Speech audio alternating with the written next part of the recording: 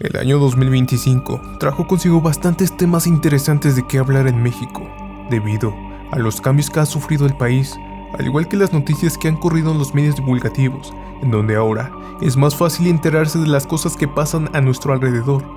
Tal vez unas tuvieron más visibilidad que otras, pero en su mayoría fueron noticias verdaderamente impactantes.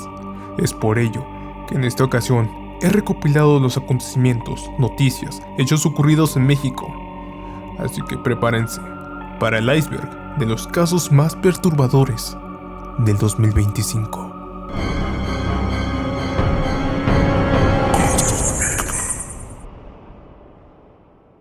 Comenzamos fuerte con el primer caso que nos encontramos. Sentados en la tierra del rancho Izaguirre, un grupo de buscadores de desaparecidos hojean una libreta con listas llenas de sobrenombres. Y cito: "Mira, les ponían apodos", dice una mujer al mirar las hojas. Algunos solo tienen sobrenombres en grupos de 10 personas, otros tienen el encabezado de Comando o Apoyo, o una anotación de reclutas de 74, 59 hombres y 9 mujeres. Estas anotaciones estaban entre cientos de objetos personales hallados en el rancho Izaguirre, una finca localizada en una región agrícola de Teuchitlán, a 1 hora de camino desde la ciudad de Guadalajara, en el oeste de México. Todo comenzó a tocar fondo en marzo del 2025, en donde varias imágenes, notas periodísticas comenzaban a inundar las redes sociales, el cual daban a conocer un hecho bastante inquietante. Los miembros del grupo de guerreros buscadores de Jalisco, que tratan de hallar a personas que han desaparecido por la violencia en el país, y también encontraron restos óseos en fosas clandestinas e indicios de que los cuerpos fueron calcinados. Este lugar había sido asegurado e investigado por las autoridades federales y del estado de Jalisco en septiembre del año pasado, pero sus indagatorias no habían localizado los restos que sí encontraron los buscadores de las víctimas. Y cito: "Nadie había entrado a un lugar así. Habíamos entrado a lugares que eran casas de seguridad, pero no de adiestramiento, no de exterminio", le dijo Indra Navarro, a una vocera de Guerreros Buscadores de Jalisco, a la agencia de noticias AFP. Y es que según los primeros indicios, este terreno era empleado por miembros del crimen organizado del estado de Jalisco para reclutar y entrenar a jóvenes que se sumarían a sus comandos. Y cito: "Dimos con el lugar porque teníamos varias llamadas anónimas y pues nos encontramos con restos calcinados, restos de cuerpos humanos calcinados en fosas", aseguró Navarro, quien desde el 2015 busca a su hermano Jesús Hernán Navarro, desaparecido en el estado de Sonora.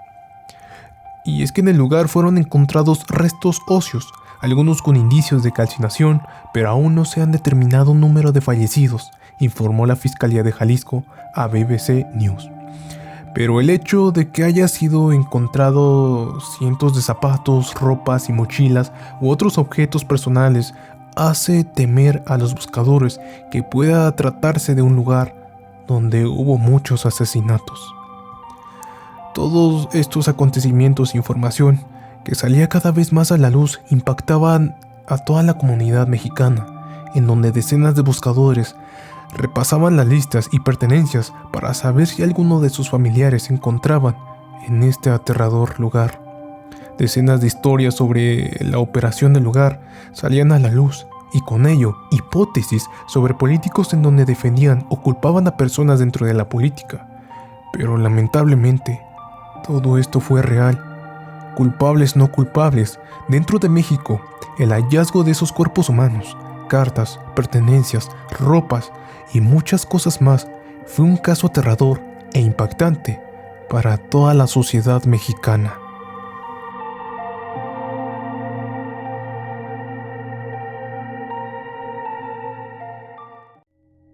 Y seguimos con el siguiente caso, que es de acerca de la maestra taxista jubilada.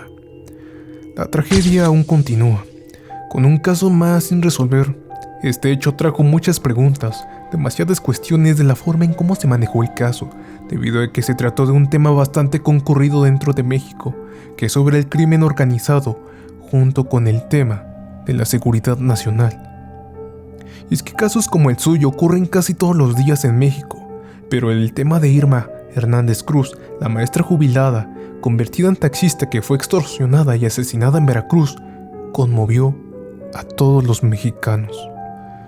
Por su edad de 62 años, por su pasado como profesora, por el video en el que aparece esposada, arrodillada, con una decena de hombres armados y encapuchados, pidiendo que diga lo siguiente a sus compañeros taxistas, y cito: que paguen su cuota o van a terminar como yo. Hernández desapareció el 18 de julio y 6 días después fue encontrada muerta con lesiones en el cuerpo. Terminar con ella da a entender en el video que sería acabar muertos por negarse a pagar la extorsión, conocida como derecho de piso, que los grupos armados cobran no solo a los taxistas de Álamo, el municipio del norte de Veracruz donde estaba Irma, sino comerciantes, transportistas y demás trabajadores locales.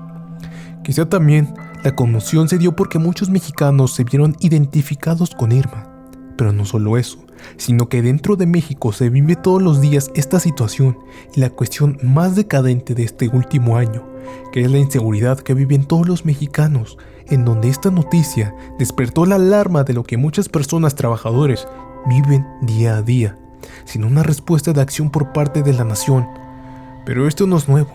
De hecho, esto es un modus operandi que lleva en diferentes secciones, solo que esta noticia fue bastante impactante debido al video publicado de la maestra, dando aviso sobre el cobro de derecho de piso o ciertas cuotas obligatorias que diferentes organizaciones criminales cobran por literalmente trabajar para conseguir dinero. Pero lo que todos se preguntan es: ¿qué medidas se han hecho? Pues según el gobierno ha implementado nuevas acciones de seguridad en contra de esta organización que cobra un derecho de piso, pero en realidad, ¿has visto un cambio desde ese entonces? ¿O seguirá en una carpeta de investigación? Incluso no fue solo este caso, sino que hubo otros que no fueron tan mencionados, y es el caso de Abel Hernández Parada, taxista de 44 años que mataron en marzo a balazos en plena calle de Tuxpan, al norte de Veracruz. O también el de Óscar Jiménez de 22 años, cuyo cuerpo fue encontrado decapitado cerca de su taxi en Las Chuapas.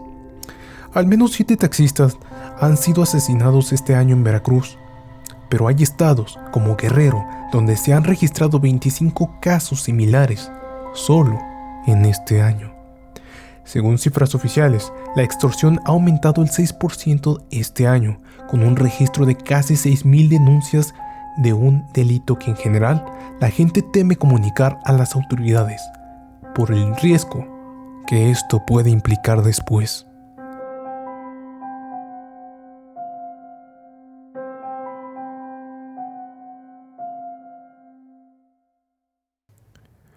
Este otro caso es un tanto interesante, debido a la forma del título y lo que aconteció en el lugar. Paulino Castañeda Aguilar y Vicente Monroy Ballesteros, de 53 y 63 años de edad, eran 2 agentes de investigación adscritos al Centro de Justicia para Mujeres en Hidalgo. Pues el 5 de julio de 2025, al notificar una medida de protección en favor de una joven víctima de violencia, fueron retenidos en la Catedral de la Secta El Angelito Negro 666, ubicada en la colonia La Loma de Pachuca.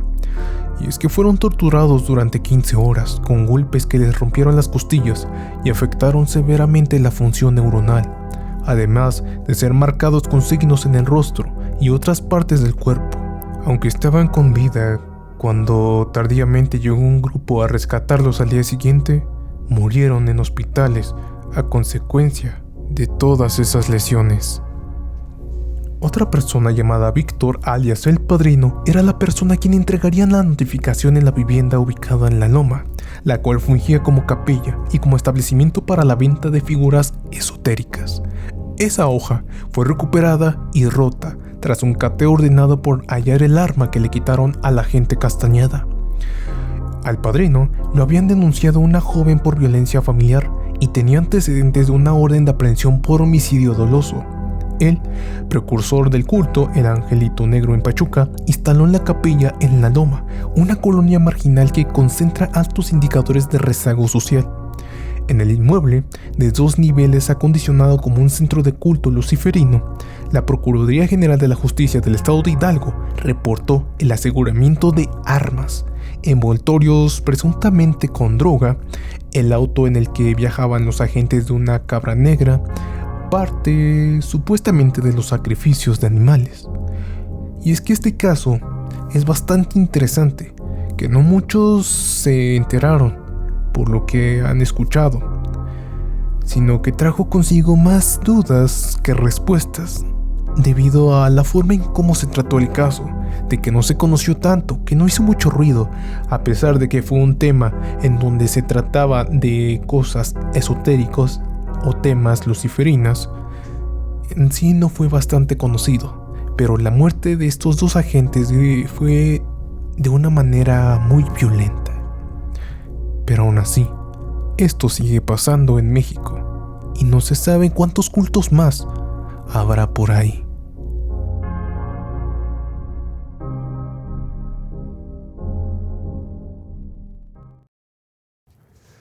Este caso es uno de los más perturbadores ocurridos en México, no solo por el acontecimiento de los hechos, sino la forma en cómo se trató todo este caso. Quizá este sea uno de los casos más inexplicables que pudo vivir México, debido a la fatalidad de los daños, porque no solo hubo pérdidas materiales, sino que también pérdidas de padres, madres, hijos, hermanos y más personas que estaban en ese lugar tan cerca de la explosión de la pipa de gas. Sin embargo, esto levantó varias interrogantes. En primer lugar, ¿por qué fue que explotó la pipa de gas? ¿Será por el estado misma de la pipa, la empresa que brinda el servicio de gas, o el malestar de las vías de transporte que son las autopistas de dicho lugar? Y en segundo lugar, ¿por qué se vio gran desabasto de servicios de salud? ¿Por qué el tema de salud en México fue una alarma en este accidente? Muchas de estas preguntas surgieron después de dicho desastre, y no es para más, ya que la fatalidad de este acontecimiento trajo consigo diferentes cuestiones sobre el gobernar de este país, ya que al momento de investigación del motivo de la explosión, se descubrió que dicha pipa provenía de una empresa privada de gas, el cual esta ya tenía diferentes reportes de fallas en sus sistemas de transporte y seguridad para salvaguardar el contenido de las pipas, al igual que la evasión de impuestos, venta fuera de la ley, y cuando me refiero fuera de la ley, en sí es sobre la forma en cómo dejaban transportar las pipas de gas sin pasar las pruebas de inspección necesarias para dicho contenido. Es decir, en pocas palabras, había corrupción dentro de toda esta empresa. A lo que muchos comenzaron a preguntarse, ¿por qué si todo esto estaba tan mal y se sabía que dicha empresa era inapropiada para la venta de gas, seguía operando con normalidad? Esta cuestión desató un gran caos dentro de la conferencia de prensa que se realizaba dentro de la presidencia actual de México, diciendo que se estaba investigando y que se abrirá una carpeta de investigación sobre todo este tema. Mientras miles de personas resultaron heridas, no puedo poner directamente los videos aquí sobre la explosión, ya que se encuentran personas afectadas por estos mismos, pero si ustedes buscan en cualquier red social la explosión de la pipa de gas en Iztapalapa, podrán notar todo el caos que desató. Muchos perdieron la vida en este incidente. Muchos testigos contaban cómo la gente salía quemada de ese lugar, historias que hicieron llorar a muchas personas, y una de las historias que más me hizo temblar fue cuando un policía contó que un chavo que se encontró le daba sus pertenencias, como su identificación, su cartera y teléfono. Dentro de sus propias palabras dijo lo siguiente: "No quiero morir como un desconocido". Esto fue lo que dijo el joven después de verse quemado todo el cuerpo. Es entonces que el oficial tomó sus pertenencias y los guardó para que cuando llamara a su familia, el policía podría decirles en dónde se encontraba su familia. Pero esta historia no fue la única. Hay muchas más que impactaron a todo México. De hecho, les recomiendo que vean un video de una youtuber, reportera, que se llama Eva María Beristain, el cual entrevista a personas que vivieron dicho acontecimiento, que fue bastante triste, al igual que explica otras grandes tragedias, como es la ineficiencia del servicio de salud en todo México para atender una catástrofe de tal magnitud, ya que cuando esto comenzaba, varios pacientes llegaron al IMSS para poder atenderse. Sin embargo, lo que menos esperaban era que el desabasto de medicamentos y equipo de primeros auxilios terminaran tan pronto. Y varias instituciones comenzaron a cerrar debido a la poca materia prima para atender a tantos heridos por la tragedia. De ahí comenzó a surgir famosa frase de la presidenta con mayor auge, que es: levanta tu denuncia. Esta parte lo explico con más detalle en mi video que titulé México está perdido, donde también pueden encontrar casos que quedaron sin resolver, y este fue uno de ellos.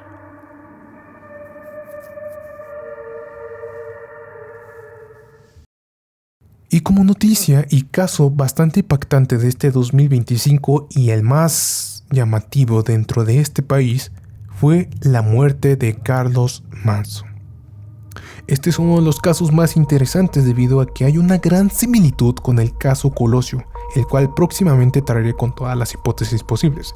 Pero como les mencioné, este caso es bastante cuestionable. Más allá de un asesinato de un gobernador del estado de Michoacán, despertó una gran alarma de nuevo en la seguridad de todo el país.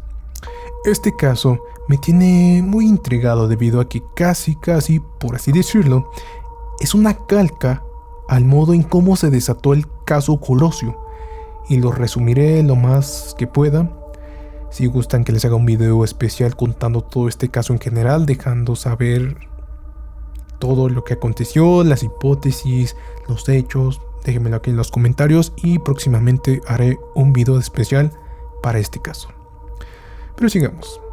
Pues el caso del asesinato del alcalde Carlos Manzo ha dejado al descubierto una de las tramas criminales y políticas más densas de todo Michoacán, con eslabones que van desde jóvenes sicarios, instructores y líderes de cártel de Jalisco Nueva Generación, hasta figuras políticas, policiales y posibles informantes internos. La audiencia judicial realizada a Jorge Armando, alias el licenciado, reveló detalles inéditos sobre los autores materiales, los cerebros de la operación y el posible contexto de complicidad que se orquestó en todo este crimen. Este es el quién es quién de los personajes involucrados en el caso y el papel que habría jugado cada uno de estos.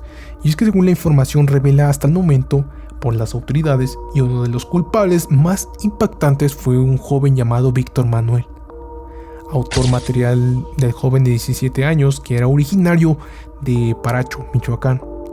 Es señalado como el autor material directo del asesinato de Carlos Manzo. Y este fue reclutado y dirigido desde un grupo de mercenarios de mensajería cifrada, recibiendo instrucciones precisas para ejecutar al alcalde, y fue quien le disparó durante el festival de velas el 1 de noviembre del 2025. Aquí haré un pequeño paréntesis en donde les pregunto lo siguiente: ¿no se les hace un tanto conocido esta historia o el caso en general? Les pondré las pistas. Primero está el evento donde se encontraba Carlos Manzo, que era el 1 de noviembre, en especial se celebraba el Día de Muertos. En segundo lugar, estaba dando unas palabras a diferentes medios periodísticos debido a la celebración de las ofrendas del Día de Muertos y todo lo que se acontecía en dicho lugar. Tercero, minutos después se escucharon varias detonaciones que dieron fin a la vida de Carlos Manzo. Cuarto, el tirador lo agarraron de manera rápida entre toda la multitud. Quinto, el que le disparó fue un chico bastante joven llamado Víctor Manuel. Sexto, dentro de las investigaciones se descubrió que este participó en una organización criminal. Y séptimo, toda la culpa recayó en el joven y no se han escuchado más noticias en donde realmente se atrapen los culpables de haber mandado a dicho joven a ejecutar a Carlos Manzo. Juntando todo esto, este caso no lo han escuchado, es bastante similar, Y sí, me refiero al caso de Colosio, en donde pasó de manera casi idéntica, en donde un joven de 23 años llamado Aburto disparó a Colosio en la cabeza. Minutos después lo agarraron dentro de la multitud de la misma manera que Carlos Manso. Al momento de la investigación se dieron cuenta de que este joven Aburto pertenecía a una banda de revolucionarios, pero al final toda la culpa recayó en Aburto, un joven con familia que obligaron a matar a un candidato a la presidencia.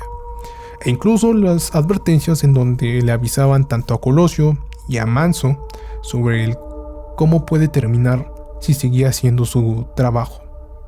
Y así quedó como un caso que desató muchas dudas, pero pocas respuestas. Y es que lo que más me impacta es la similitud que hay entre estos casos. Tenemos el arma, tenemos al joven, tenemos el complot político, tenemos a una organización y sobre todo tenemos a un finado, que en esta ocasión le tocó lamentablemente a Carlos Manso.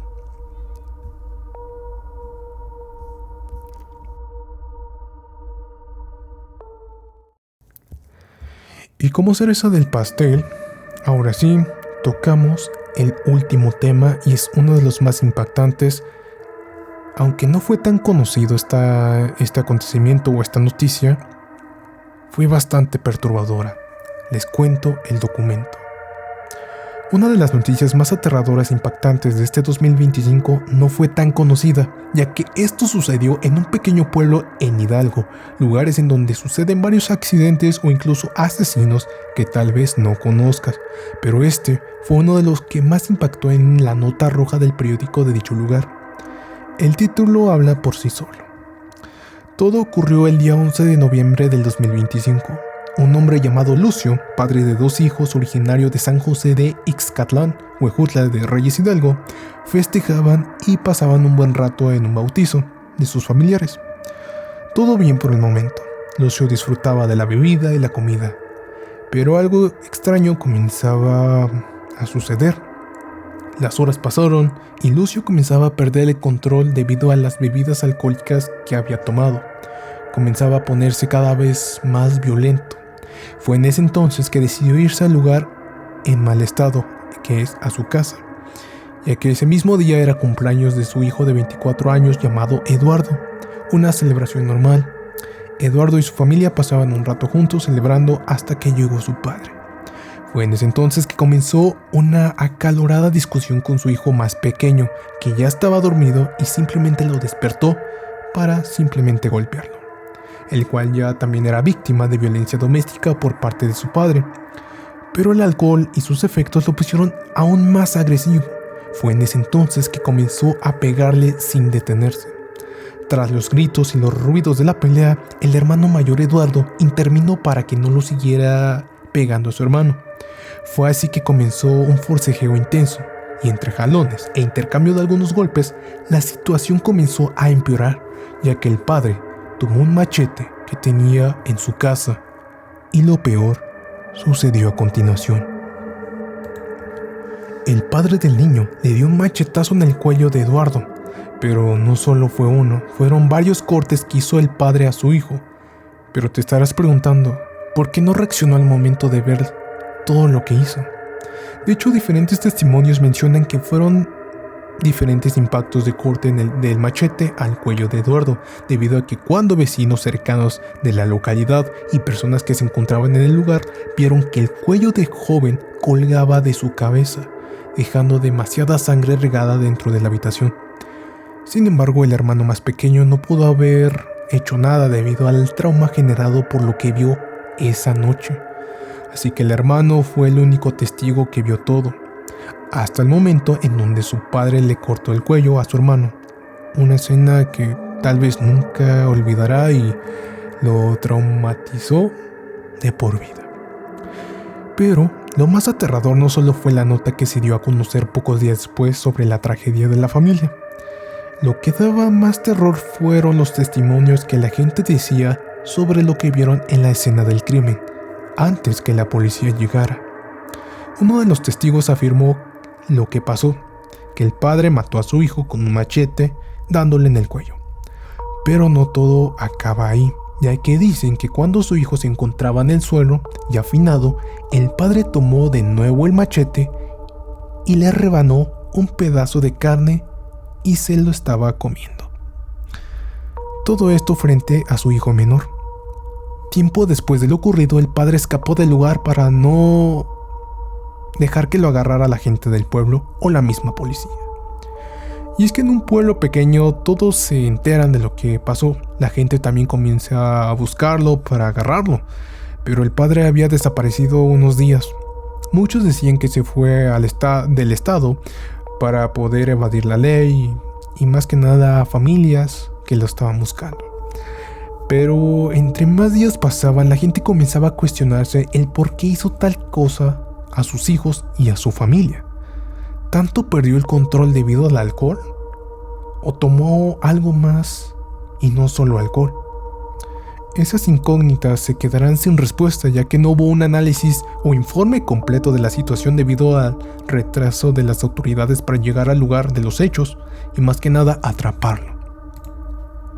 Pero pocos días después, el padre regresó al pueblo. Fuentes oficiales informaron que el individuo regresó a su pueblo para trasladarse al domicilio de su hermana.